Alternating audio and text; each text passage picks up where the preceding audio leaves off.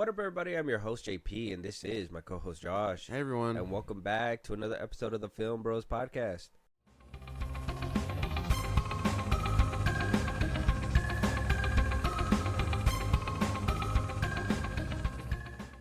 All right, everybody. We back. Spooky season. It's the great time of the year. We love blood. We love gore. We love all that stuff. It's amazing things. Well, half of the podcast loves this stuff. The other half, not so much. Yeah. Blood and gore is not very much your thing.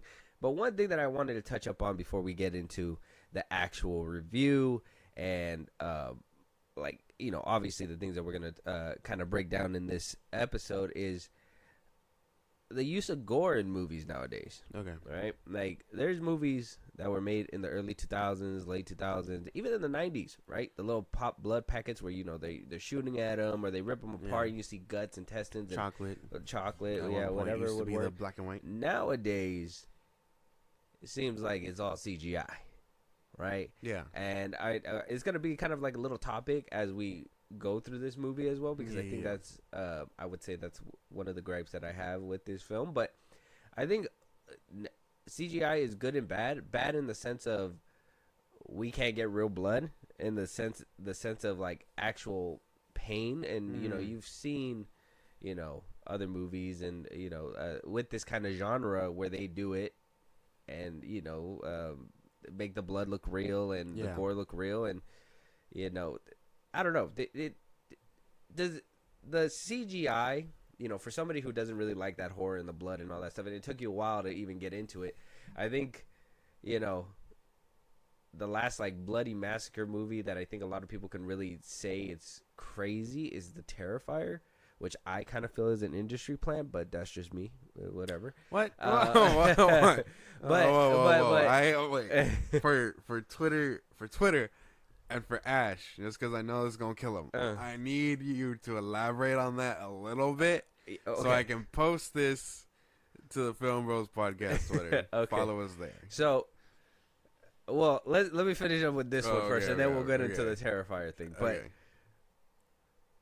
blood and gore these days, does it make it a little bit more digestible for you, seeing that it's CGI, that it's not, actual blood? I mean, does the realism go away, or are you able to play along with the ride? I would, if I'm comparing it to like other movies, like Saw, because as far as I know, all of that shit looked pretty real. Yeah, they don't go CGI. Yeah, that all looked like prosthetics, fake blood, and all that stuff. So I would say there is some kind of like realism missing, only because like. It's the actor's job to portray the pain and agony that they're in, but I guess it's a lot easier to pretend. Like, yes, they're pretending, but follow my train of thought. They're pretending, but it doesn't feel as real as it would if it was real prosthetics and stuff.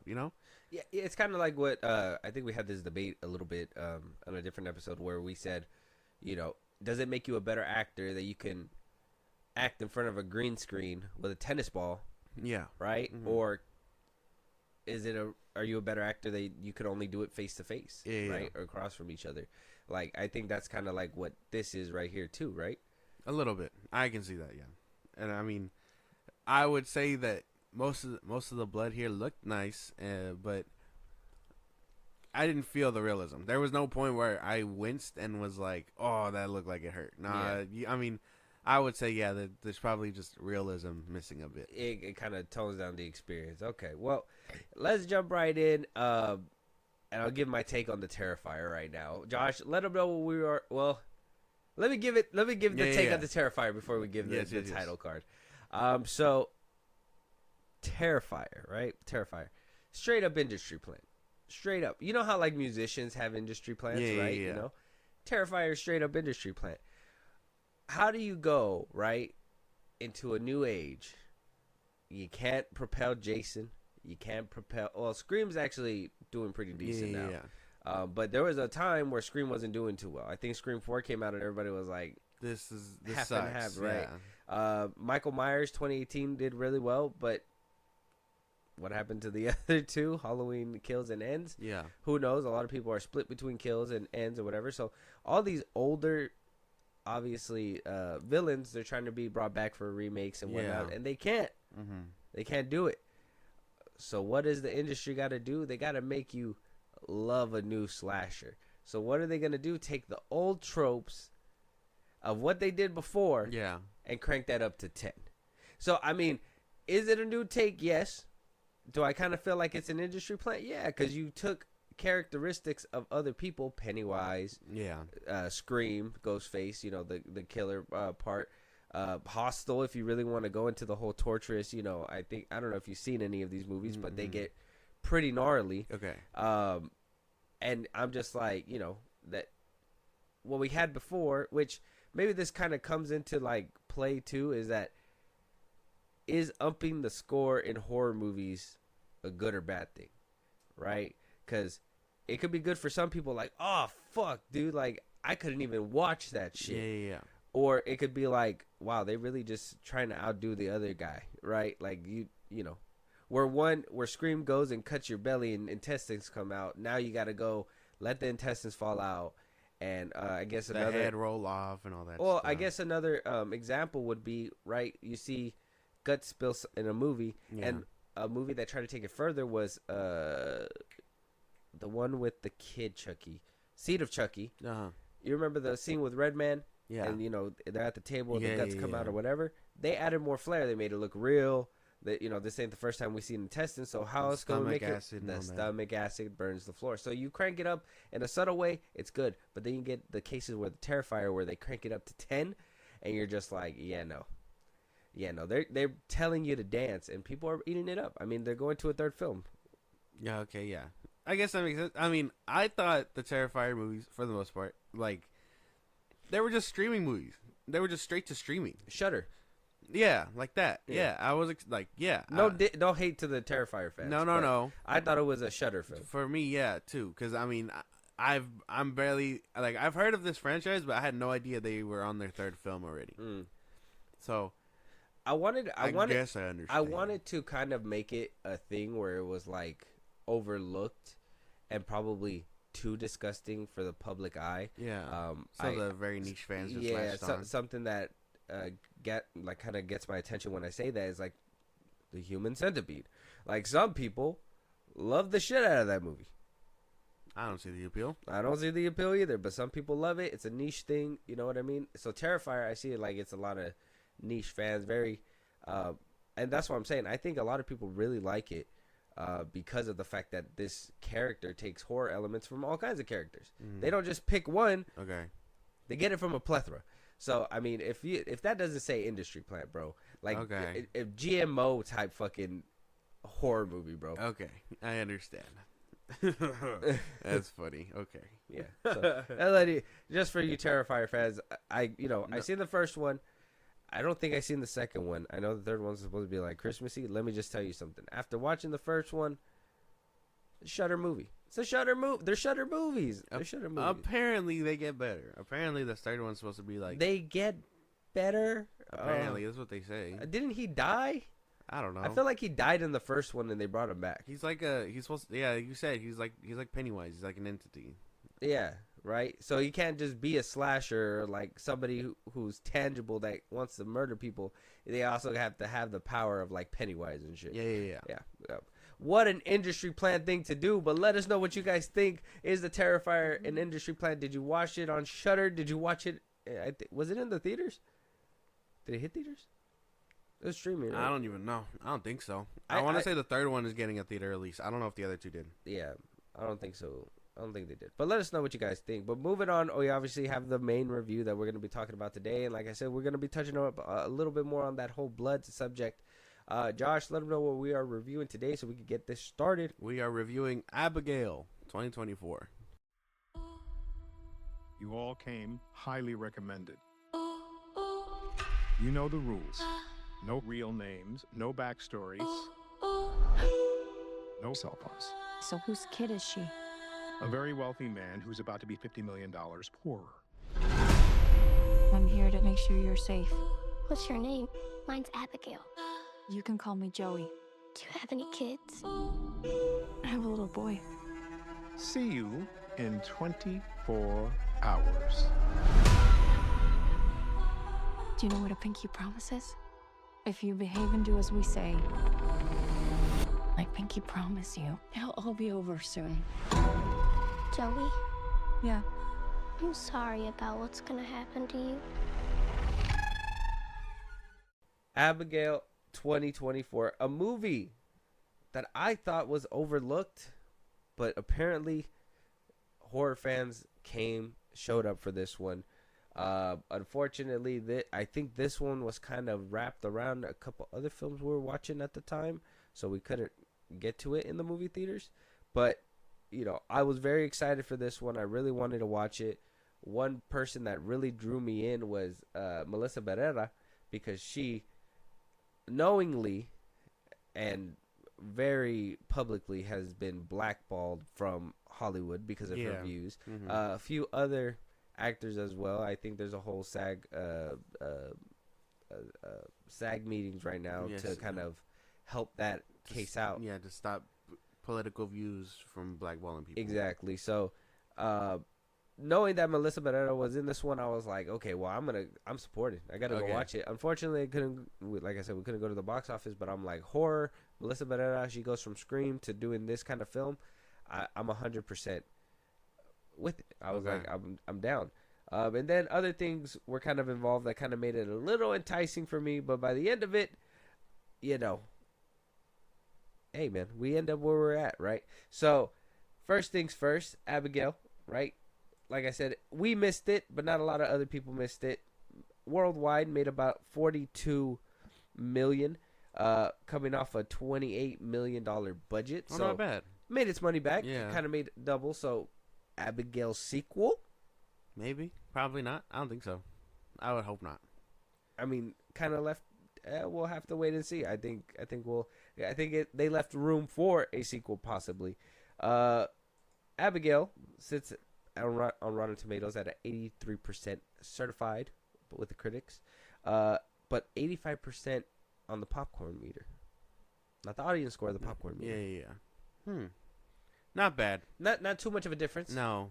I think there's a minority group that is just like, I hate vampires and I hate fun. Yeah, I guess, yeah. Yeah, we fucking hate that shit. Yeah. They were sitting in the theater like, I hate that. It's the coolest shit ever. I want to get my money back right now. So, I don't know. Maybe some critics are just hating. Who knows? It's Probably. 15%. It's a horror movie. Compared to 85, yeah. Do dirty stuff to a horror movie. Critics are going to critic, I guess.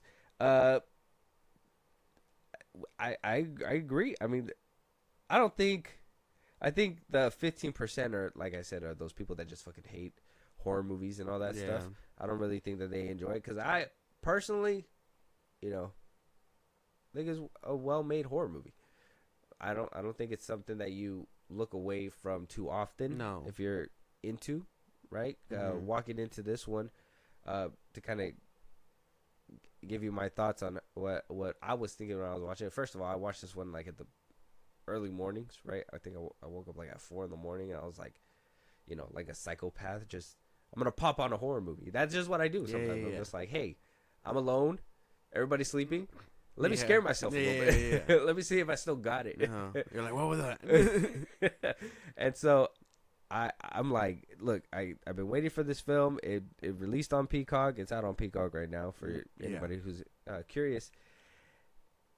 I was very much looking forward to this film. And you know what? By the end of it, who knows? Like, I think there was some ups and downs for sure, but this one really reminds you of like a mixture of like a few movies that it just couldn't get out of my head. But I was personally like excited to jump into this film. I don't know, were you excited? I feel like I had to drag you to get to this film. Yeah, I wouldn't say I was too excited. The first trailer we watched was kind of I think lately people, this is a bigger industry thing, but I think marketing is a bigger thing that people are failing on. But other than that, the trailer didn't really do it justice for me. A ballerina vampire sounded kind of dumb. So I was like, I don't know if I'm gonna vibe with it. And then you were hyping it up, and I was like, oh, what if it's another fucking? Because you hate fucking creativity, bro. What's another fucking like? I thought it was gonna be Redfield again. I thought I was gonna be like, no. Yeah, that's why when you were like, Redfield's good though. no, it's not. You were like, oh, watch it. I was like, all right, bro. But if it's another Renfield, I'm about to say a crazy sentence. It was good because Aquafina was in it. That's crazy. That is a crazy sentence. Nothing's ever good because Aquafina's in it. Not even a Little Mermaid. Yeah, no, that didn't really help either. But No. they gave her a rap and everything.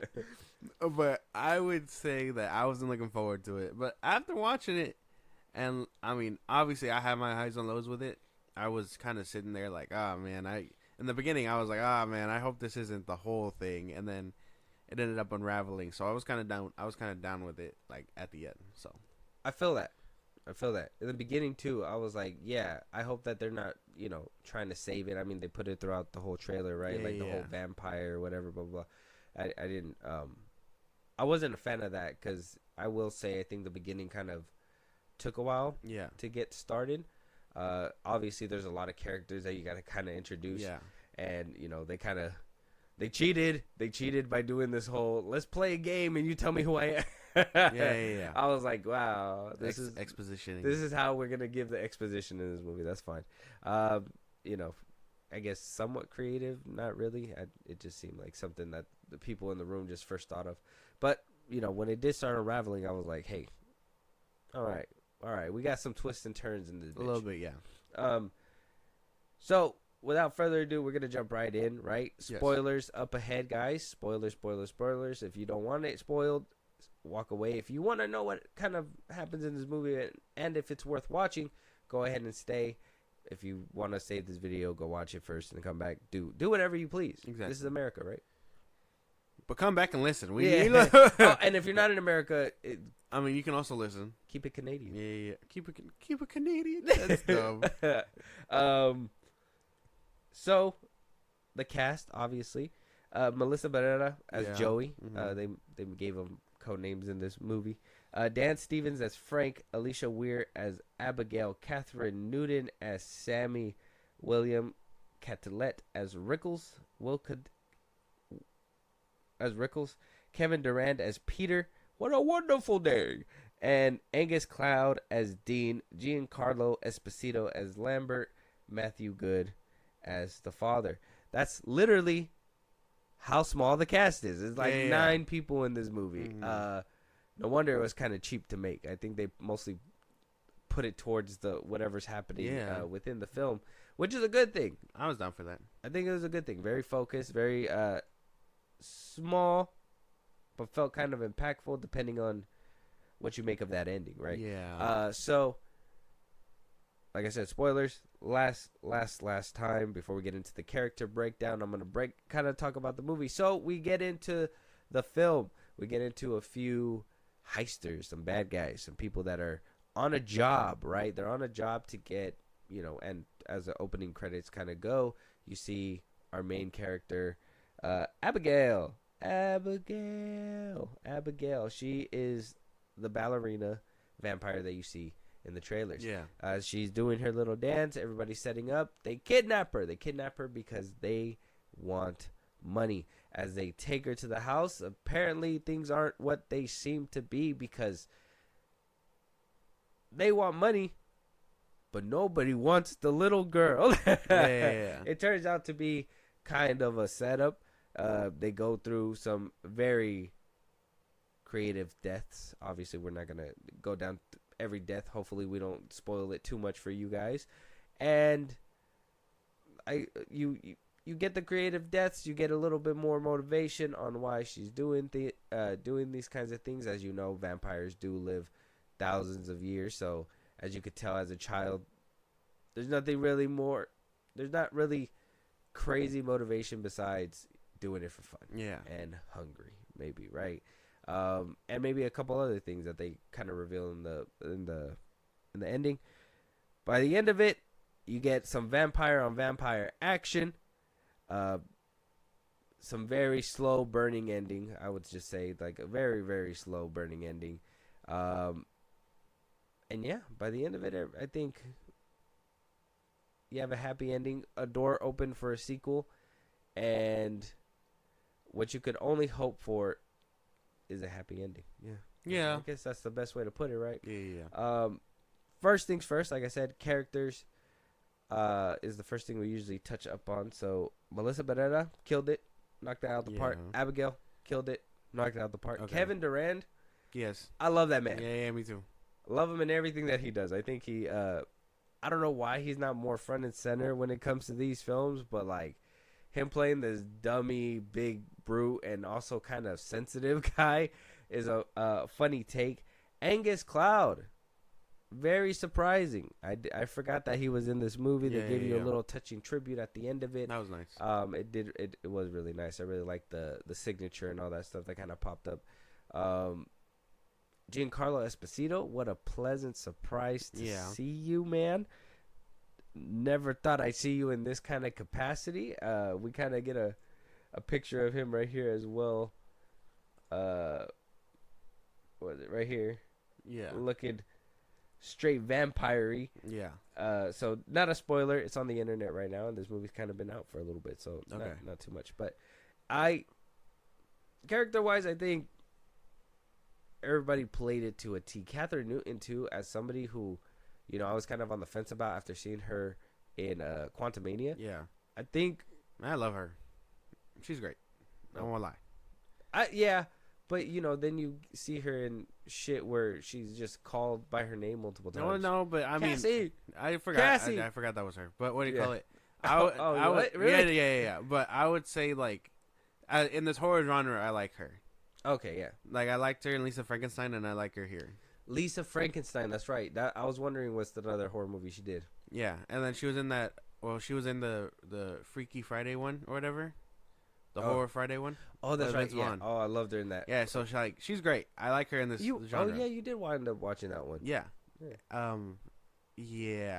I think she does great in this genre. Her and Melissa Barrera are pretty cool. So, I was vibing with everybody. The person that I would say that the one that I guess took me a while to get into was literally Abigail, Alicia. The Ware, the little yeah. girl, yeah.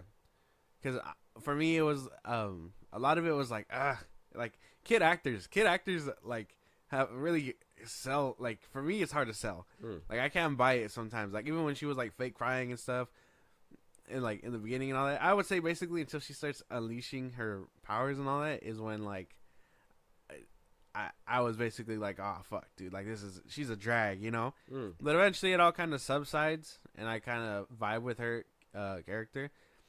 I would say it was until like the second act when I was like, okay, now she has me, and she's selling me and all that stuff. When she's actually playing the role that she's supposed to be. Yeah. I see what you mean, but then I feel like you're missing the point, because I think the point was the fact that she was so bad at like acting that these people didn't notice it, and she was just, you know, kind of fucking around with them. You think so? Yeah, that was just kind of like what I took it as, because as I was watching it, I was like, yeah, she is kind of crying terrible, but I'm just like, after they give you that reveal that it turns, obviously, like I said, it's not really a big reveal because you know she's a vampire, but she kind of plays dumb in the beginning, right? Yeah. And when she finally comes to her own, I was like, oh, okay, that's right, she is a vampire, so she was probably just playing stupid. Oh, okay. I guess I can see that then. Yeah. I think everybody did their thing though. I did like everybody here. My favorite, like a weird dynamic. I was not expecting everyone to like vibe as much as they did. Honestly, but I they really all kind of. I like Clouds and Newton's chemistry. Yeah, they all even had though like they were kind of at each other's necks. Yeah. They all had like chemistry. It was funny. I liked it. I liked all of them like together. Rickles, and the way that Rickles and Joey, what they were basically like, oh, we'll watch each other's backs and stuff. It doesn't really work out, but it didn't last too long. Yeah. You know. But I would say everyone here did pretty good. Okay. Yeah. Character-wise, I think everybody did have a lot of chemistry. And you know, before I go on my little piece that I got to say, just in case I didn't say it in the beginning, I don't think I did. The directors are Matt Bettinelli, Olfin, and Tyler Gillette. Just so you know, they get their credit as well. I don't want to miss out on that. Oh, they did the Scream movies. They did do the Scream movies, yeah. But like I was saying, character-wise, though, I think they all everybody did exactly what they were there for. Even like I think honestly, and he was just like a small role, but the father at the end kind of wasn't a very good actor, even for the little bit of time that he had. So Yeah. I think he was like the only one where like by the end of it, this is what I mean, where like I feel like the ending kind of dragged on, because it was like, this is happening. It's like, now you're about to do what I said. You're not gonna see, your family again, and blah blah blah blah blah. But then something else happens, right? And then something else happens, and I'm just like, okay, well, when are we gonna get to the ending here? When are we? I see what you're saying. Are we almost there, man? And yeah, and then we get the final character, and you're just like, yeah, no, that's not. It was one of those landings. It wasn't like a full on superhero landing. It was like a wobbly one, right? Like you twitch a little bit, but you still stay on your feet, but you kind of stumble just a bit, you know. Yeah. Like it hurt on impact. Yeah, like it kind of hurt your knee a little bit. Yeah. And you had to relieve the pressure. Yeah. I would say, I see what you're saying, but Character-wise, at least I was fucking with everybody. Frank, funny, had me dying. Yeah, That line where he was just like, "Sammy, those are fucking onions." Yeah. I died. I was like, that was so funny. I'm sorry, dude. Like, a lot of funny stuff in this movie. I like Newton because even her playing like kind of dumb in a way, she was just like, I've never seen garlic before. I was don't like, cook. what the When fuck? fucking dude, okay, I like just so I can get like the scene, like small scene spoiling out, when Kevin Durant's character Peter body slams Abigail from the air, dude, I was dying. I was crazy. like, what the fuck? I was like, yeah, how is she getting the drop on you guys? Y'all are like way bigger than this chick. And he just fucking boom. I was like, finally. But man, yeah, a lot of this stuff was really funny. Yeah. I like that realization when they were like, she's just a vampire. We can do whatever we want to her. And yeah, her getting bodied. I think they get a little bit more vicious with her as well, but not too crazy because she's still a vampire.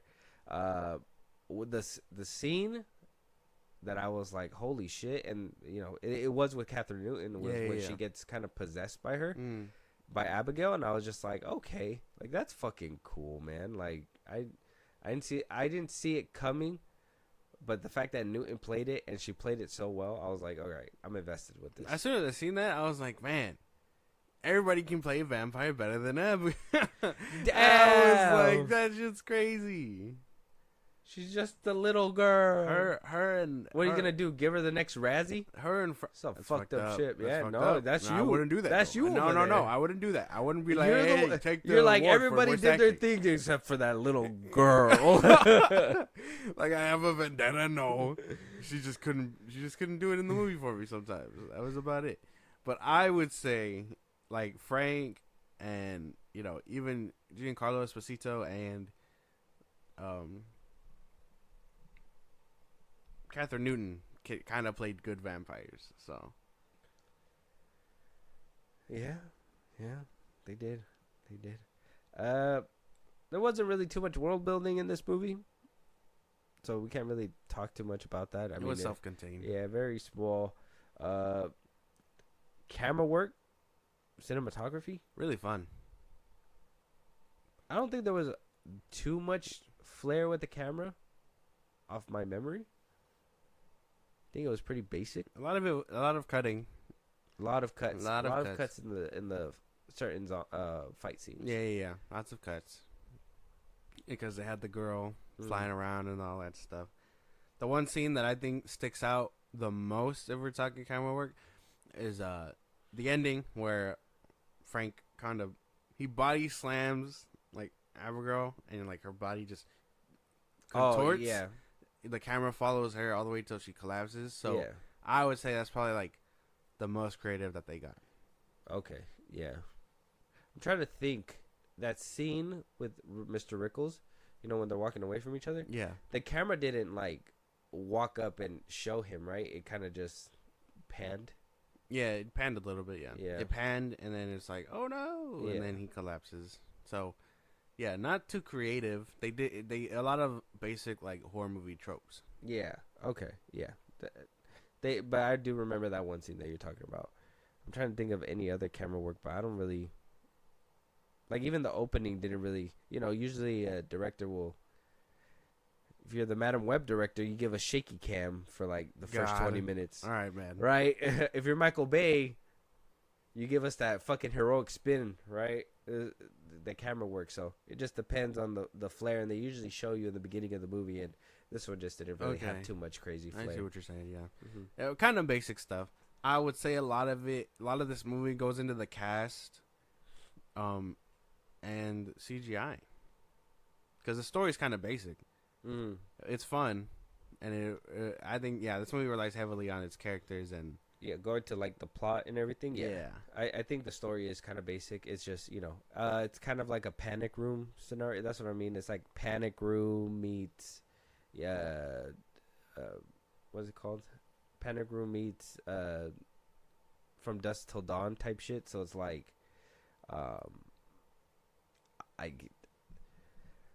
very basic story, so I can't really give it too many points for the story, but I can give it to the characters. Yes, I think they kind of added the extra layers that you needed to from Mr. Rickles, figuring out who he was, to figuring out whether there was a mole or not, right? Yeah. So there's not really too much with the plot, too much with the camera work, right? Pretty basic stuff, not too crazy. Hopefully they get a little bit more creative if there is a sequel. Fight scenes though, Fun. I had a lot of fun with the fight scenes. The killings as well. Yeah, you could kind of couple that in with it. Not too creative, but some fun. of them were off screen. Yeah, like I want to say like 2 of them were off screen. Yeah, for code name's sake, to avoid, I guess, who actors bite the dust. Yeah, I'm gonna just use their code names. So Dean, kind of his death was kind of like quick. I don't know if that had to do with things outside the movie, but I assumed it was kind of quick. Kevin Durant, his character, all that stuff. So I would say have mixed bag, but fun. Yeah. The killings were kind of gruesome though. I do like that scene where, she's kind of dancing with the corpse. Yeah. Tough. That was tough. The exploding in the daylight was crazy. Yeah. Oh man, that scene was actually nice. The stake to the heart was crazy. And the exploding.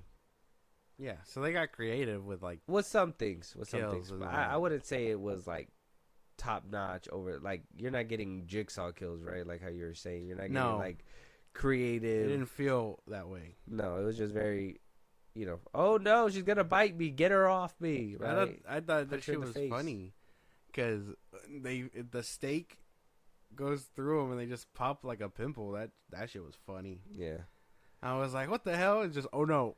It's so funny because every movie has their own interpretation. I would say every vampire movie has their own interpretation. Sometimes it's like they kind of just turn to ash and skeleton.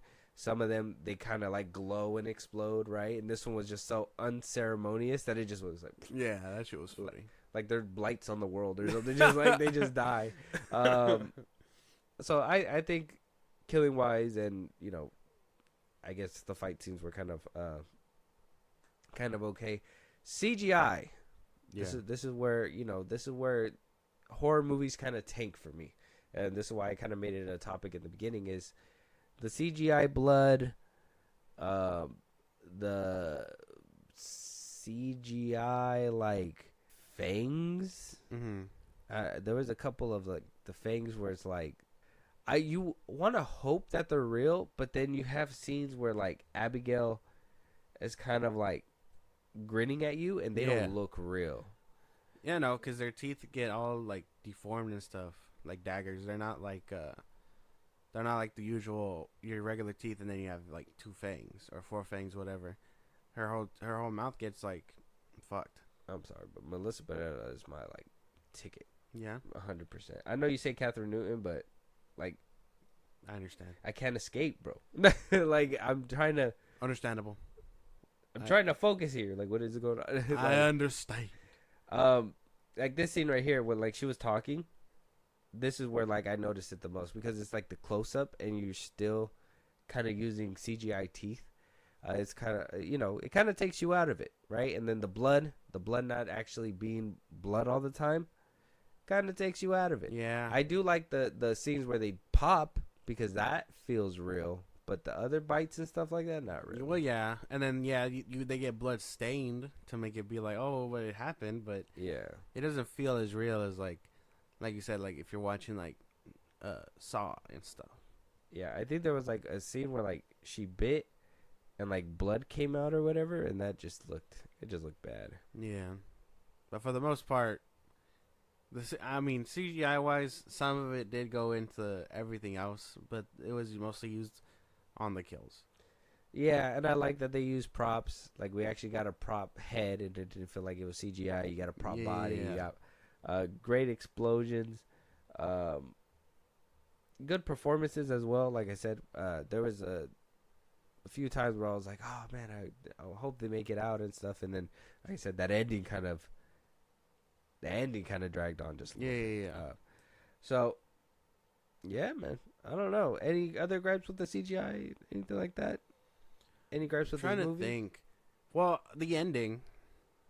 Okay, The ending we can did talk feel about that, felt kind of rushed and and slow all at once. Yeah. Like the whole thing, Frank turns or whatever, and then after that it's just spiral. You know what I mean? It just goes downhill. That's kind of where I got out of it Yeah, too. and so now we have a different big bad, and he's kicking ass and all that stuff, and then it's like oh fuck, and then yeah, that whole scene where he's like, oh, get up, you're my puppet, you're my bitch, this and that.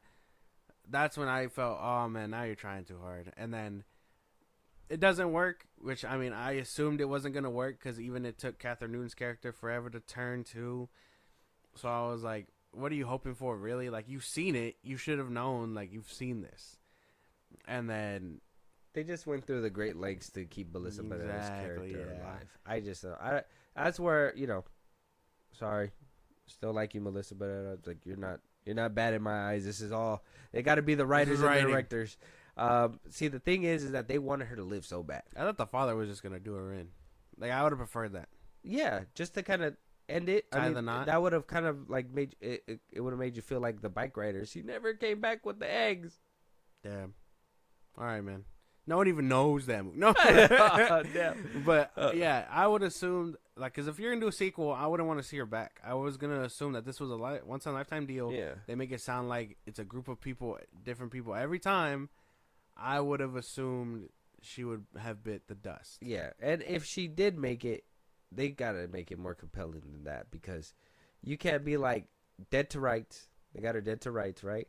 But no, I want to bring somebody else in, right? And then no, there's a double cross. And then no, I want you to do something now. And then I want to really make you hurt. And then oh no, now this one's still alive, which you thought she was dead a second ago, but now oh, lo and behold, it's still here. And then fight. Wins, right? Wins against Abigail. Goes to Melissa Benoist, does all this dumb shit. Oh, now I'm gonna make you do it yourself. Blah, blah, blah.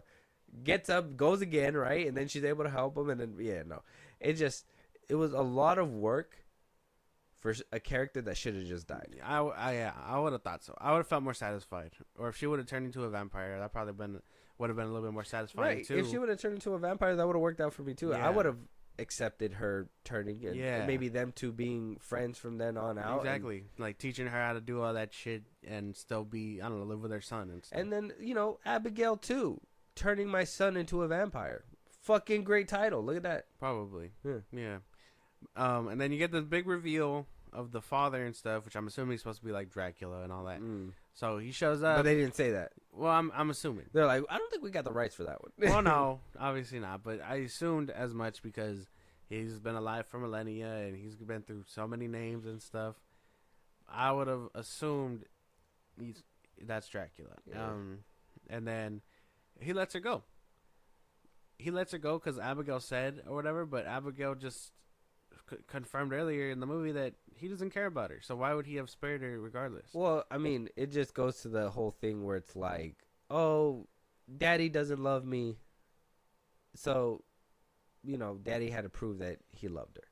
That was the whole point of this, kind of like her motivation too. That's what I'm saying. Like her motivation was kind of basic too, right? It's just kid stuff, attention, and love. Okay. That's all that she wanted was attention and love, and she doesn't get that for years, and she turns into a bad person.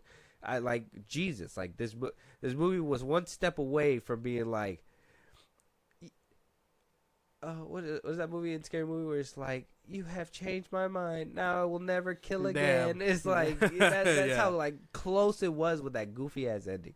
Only because it just kind of, like I said, it just felt like they just wanted Melissa Barrera to live. Like it exactly how you put it. It seemed like they threw ideas out and they're like, no, but she needs to live. Yeah. Like it's not gonna work out if there's two of them, right? Like no. They need to live. So that's, I would have preferred her death. That was the writing's room. They're like, take the script back. She needs to live. Probably, yeah. And then she came out with her take, and they're like, how the fuck? Now I wish she been. I don't know. If I was in the chair, I would have caused her death. Like I understand she has the most motive. She has to get back to her kid. She's a junkie turned sober and all that. I would have preferred her bit the dust. I think Angus Cloud's character should have made it. I mean, yeah, a little bit, but no. But for the most part, I was vibing with everything. Yeah. The ending just felt a little bit of a drag. Yeah. But if you're willing to sit, beginning felt like a drag. Yeah. Because it all the exposition to get you to the point where you need to care for these characters is all right there, and then you have like that fun in between, right? And then you have the ending. Like I said, whether if you like it, because Melissa Barrera makes it out. Kind of like a spoiler, like mini spoiler, but it's a big point because this movie deliberately, like if you notice in the film, it deliberately tries to make it so she survives, and that's the thing that kind of disappointed me. She barely I think throughout the whole movie, she barely gets any wounds. She does not get as wounded as like everyone else. The ending is where she gets it. Yeah, and then the ending she gets it the most, but she's not covered in like her own blood. She gets covered in everyone else's blood. I think the one that got it worse was like Frank, probably. No, Duran's character, Duran and Newton. Them two were just getting beat up left and right. That shit was funny. They were like they were like What was it? Oh yeah, it was Duran where she got like the Jesus piece off his neck and just fucking. I was like, like that would hurt me, bro. Like it's not big enough to kill you, but it's hurting you, bro. Like it hurts. It's like tiny little paper cuts. Yeah. Well, here we are, Josh. I mean, if you don't have any more, I don't. No, I think the story was pretty like straightforward, even though it was a long race. Yeah, Josh, give us your final thoughts and your rating 1 to 10. For what? 1 being the worst, 10 being the best, 5 being in the middle. Go ahead. Oh my god. I would say for a movie that I wasn't expecting to like take me for a little roller coaster ride, I enjoyed most of it. I do think it drags on a little bit. Most characters were fun. A lot of the scenarios were funny. This movie balances both kills and comedy. And I don't really have in the spirit of Halloween, I don't mind this movie as much as I minded like Renfield and all that stuff. If I could get more vampire movies like this, I would be more of a vampire kind of guy. You need to stop dragging Renfield. No. Because here it comes. No, I'm just kidding. I would give this movie, now I'm thinking about it, I got to give it like a 7. 7 out of 10. What a guy. You go, boy. Yeah. Just say you love Halloween, bro. Just say it. Like, you're just like, this time of year, I don't really like it because I'm scared, but I like it too. It's like, what do you mean? I like Halloween. It's not bad. Yeah, it's a good holiday season. And then Christmas. Some may say the best holiday season. The best. I don't know. What do you think? 4th of July is better? What? I mean, do I get fireworks on Halloween? I don't know. Do you get candy on 4th of July? You can buy candy anytime. Huh? Yeah. Yeah, overpriced. Yeah, but that's neither here nor there. You get free candy from strangers. That's the best kind Yeah. of candy. Yeah, I was like, I'm that's just kidding. For the kids that listen to the, don't take candy from strangers. It's not gonna end out well for you. You might end up at Abigail's house. My thing is this movie I was excited for. Melissa Barrera was my attention grabber. Yeah. I really wanted to watch it because of her. And then after watching it, like, I don't remember anything else besides this movie besides Vampire, Melissa Barrera. Watching it, I was fulfilled. Now, did I really want her to the point where I wanted that ending? No, not really. It would have been cool to see kind of like tragic happen or whatever, because you know, how do you survive in an encounter with a vampire, right? Yeah. Right? By the end of it, I was mildly satisfied. Like I said, very turbulent landing. Okay. It wasn't a straightforward landing. I give it shit. I think we're probably about the same. I would say like 7.5, somewhere around there. I would say 7. Okay. 7 because of the messy ending. Okay. No, wait. I'm revising. Blood was kind of bad too. 6.5. Oh, okay. CGI blood was kind of Knocked bad too. off 5 points, man. Yeah, because that's even more. Story wasn't really too strong. I mean, it was basic, right? You don't really need it.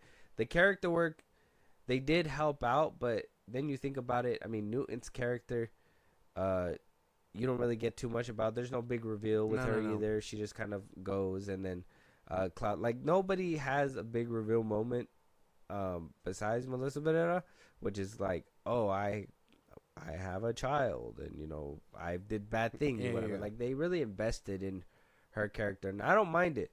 But if you're putting this group of people that, if we want to be a little bit honest, and you know, Barrera, same again, heart emoji. We're putting a little bit more charisma into it, performance. I think that's where we have an issue. So I'd say a 6.5. I revise it, 6.5. It's good. Okay. Yeah, I understand. I don't know how often I'll come back to this one over other vampire movies. Yeah, no. Like, if there's a lineup of vampire movies, Abigail's not going to be front. I feel that. Yeah. I feel that. I feel like, I mean, you got the classics there. Like Yeah, Lost Blade Boys. Trinity. Man. Be serious. I don't even know. My mind was going elsewhere, and you threw garbage at me. But I would say, like, you got the Lost Boys, you got Fright Night, and all that stuff. Yeah. A lot more, like, vampire movies that have a more solid foundation. I would say this one is I would say this. If you don't mind revisiting this one once a year, I don't think it'd be too bad. I don't think it's that bad of a movie to do that. No, it's not bad. And I know you don't like her performance, but I actually enjoy Abigail, so I didn't really have an issue with her. But you got beef with a toddler, my boy. It's not beef with a toddler, man. If she's going, like you said, if she's gonna be in a movie, she should be critiqued as such. No, I did say that. Damn. How do I get owned by the past me? This is bullshit, bro. Goddamn, you die on some strange hills, and now that I'm on top, you're like, you can't do that. You can't use me against me. That's crazy work. No, but he's right. I think she should have. But like I said, I guess that's up to interpretation. I guess that part. Did she do it because of the role, or did she do it because she just wasn't acting right? And then when obviously we've seen it before, where what's her name? The girl from Ms. Marvel. Yeah. Where I don't think she's the greatest, but her enthusiasm really spews out the screen, so you could tell that she's having fun. Yeah. And so when you're having fun on screen, it feels real. It's easy to get lost in it. Yeah. So, but with that being said, let us know what you guys think. Abigail is out right now on Peacock. Go check it out if you haven't watched it and you stayed for this review. Yes, Psychopath. Let us know what other spooky season things we should be talking about. Any other spooky movies that you want us to review. Any other movies that you want us to review before the end of the year. Like I said, we are coming up on our 2024 movie ranking. Josh has his own set. I have my own set. Mm-hmm. We have different tastes, as you can tell. It's going to be a good time. Let us know. End of the year is coming up. We're wrapping up. Josh, let them know where they could do all that. Talk to us. Give us comments. Reply.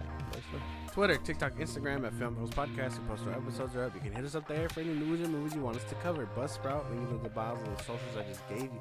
like a Patreon, you subscribe, you help the show grow. We really appreciate it. Listen to us anywhere you get your podcast at FIlmBros Podcast.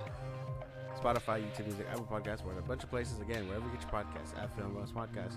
You're part of the conversation. Twitch at FIlmBros Podcast. And when it's all said and done, you can subscribe to our YouTube at FIlmBros Podcast. With that being said, we will talk to you guys on the next one. Talk to you guys later.